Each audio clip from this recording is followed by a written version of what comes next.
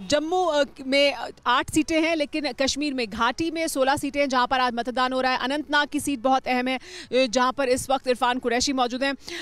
इरफान, यहीं से एक अहम कैंडिडेट भी हैं, महबूबा मुफ्ती की बेटी श्रीगुफवारा बिजबिहारा से वो उम्मीदवार हैं। क्या कुछ इस इलाके में मुद्दे हैं और कितना उत्साह है लोगों में? क्योंकि घाटी के बारे में लोकसभा चुनाव के दौरान ही लोगों ने दिखा दिया था कि किस तरह से उनका पार्टिसिपेशन है। हम लगातार जब यहाँ कवरेज कर रहे थे तो भी हम लोगों का उत्साह देख रहे थे अपने मुद्दों को भी रखने में और अपनी हिस्सेदारी भी बढ़ाने में। वही उत्साह क्या आज भी देखने को मिल रहा है जब आप अनंतनाग में मौजूद हैं मतदान के दिन?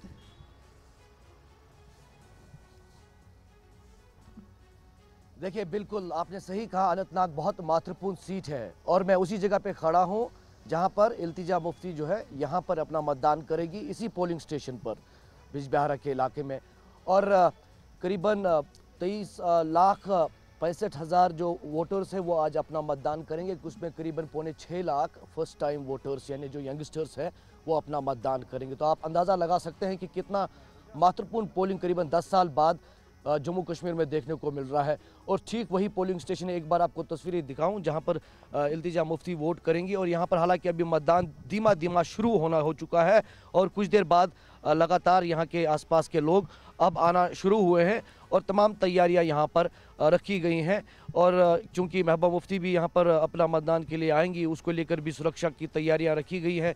तो मुद्दों की बात करें तो मुद्दे लगातार यहाँ के लोगों के भी खासतौर पर शिक्षा, रोजगार, सड़क, पानी, बिजली, क्योंकि ये तमाम इलाके जो है काफ़ी समय से अब जूझ रहे हैं, क्योंकि करीबन 10 साल से अब जो है उनके यहाँ से कोई एमएलए नहीं रहे हैं। तो लोगों के जो इश्यूज़ है वो एड्रेस नहीं हो पाए ठीक तरीके से। हालांकि गवर्नर प्रशासन ने लगातार कोशिश की कि जो विकास का काम है उसे लगातार अपने चरण पर लाया जाए, उसे वक्त पर किया गया है। लेकिन तब भी क्योंकि ये दूर दराज के इलाके हैं, अनंतनाग एक वास्ट डिस्ट्रिक्ट है, यहाँ पर एक्सेस से लोगों की और जो है गवर्नर इंतजामिया में कहीं ना कहीं लोग मानते हैं कम रही है। उसके चलते ये चुनाव बहुत महत्वपूर्ण है। अब अपना रिप्रेजेंटेशन खासतौर पर एमएलएज का यहाँ से होना बहुत इंपॉर्टेंट है। अब चूंकि इस कॉन्स्टिट्यूंसी में जिसकी हम जिक्र कर रहे हैं, इरफान, लोगों के बीच क्या एक ये भावना है कि स्टेटहुड चाहिए जिसका वादा सभी दल कर रहे हैं, अपना प्रतिनिधि भी चाहिए, राज्य का दर्जा भी चाहिए जिसका वादा बीजेपी से लेकर तमाम दलों ने किया है, लेकिन अपना प्रतिनिधि भी चाहिए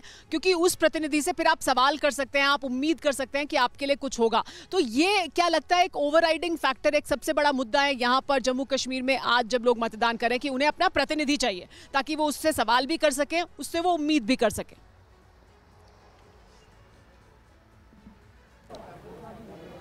देखिए, बिल्कुल स्टेटहुड या कुल मिलाकर हम धारा 337 की अगर बात करेंगे तो वो पार्टी लेवल पर नेशनल कॉन्फ्रेंस या जो पीडीपी है उनकी मैनिफेस्टो में रहा है।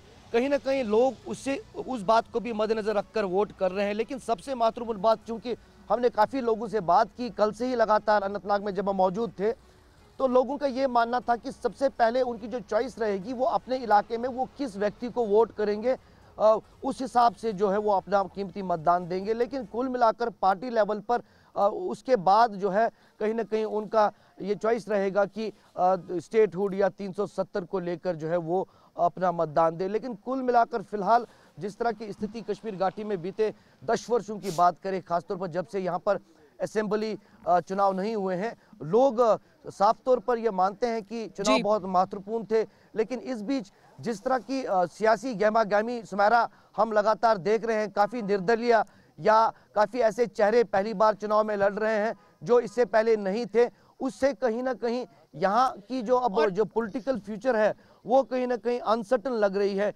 कोई गेस नहीं लग पा रहा है कि आखिर जम्मू कश्मीर में किसकी सरकार बनेगी। लेकिन फिलहाल पहला फेज जो है ये इसलिए भी सुमेरा महत्वपूर्ण है क्योंकि यहीं से एक तस्वीर साफ होगी कि आखिर वोटिंग परसेंटेज क्या रहा, लोग किस तरह खुलकर वोट देने के लिए निकले और क्या रुझान लोगों का रहा, किन मुद्दों को लेकर लोगों ने वोट किया। तो दूसरे और तीसरे फेज के लिए कहीं ना कहीं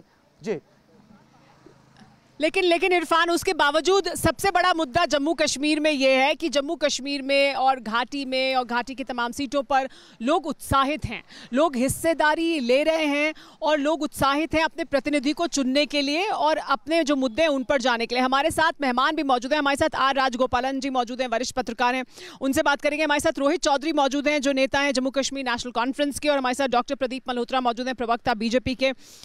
राजगोपालन जी, एक बड़ी तस्वीर जो उभर कर सामने आती है, क्योंकि हम पिछले काफ़ी समय से जम्मू कश्मीर में और तमाम सीट्स पर हम गए हैं, दक्षिण कश्मीर के इलाके में जहां आज मतदान हो रहा है, पुलवामा और त्राल और आसपास का इलाका, वहां पर भी हम गए।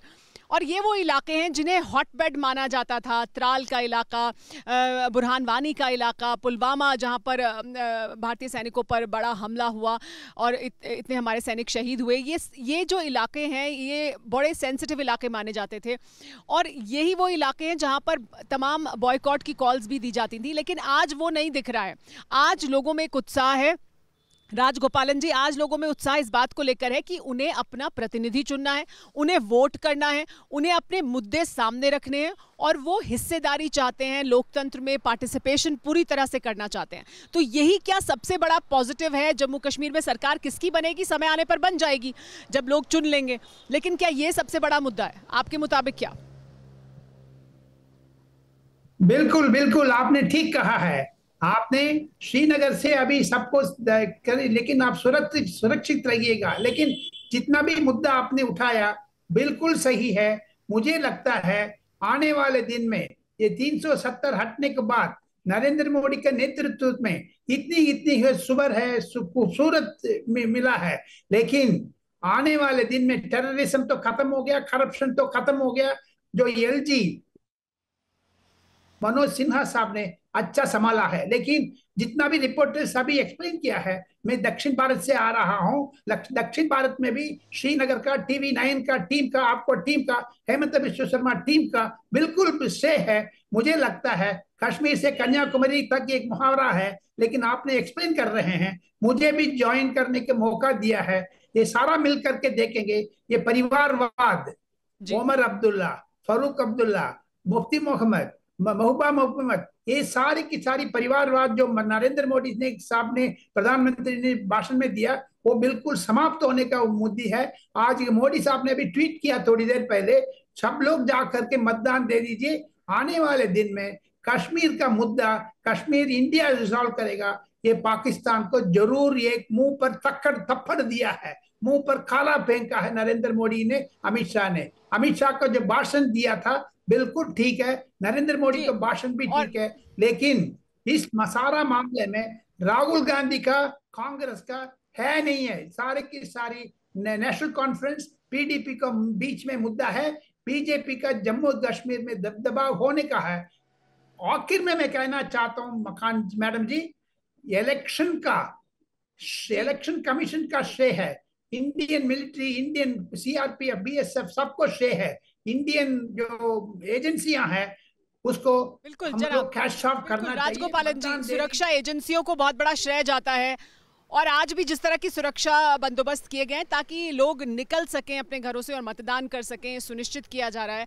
ये अपने आप में जाहिर सी बात है उनकी एक बड़ी उपलब्धि है। लेकिन सबसे बड़े हीरो आज के मुझे लगता है जम्मू कश्मीर के लोग हैं, जो हिस्सेदारी लेना भी चाहते हैं, जो बड़ी संख्या में घरों से बाहर निकल रहे हैं, जिन्होंने लोकसभा चुनाव के दौरान भी निकल कर वोट किया है, जो आज भी ऐसा कर रहे हैं और जो लगातार ये कह रहे हैं कि हमें अब आगे बढ़ना है, हमें विकास चाहिए, हमें नौकरी चाहिए, हमें रोजगार चाहिए। ये बातें हैं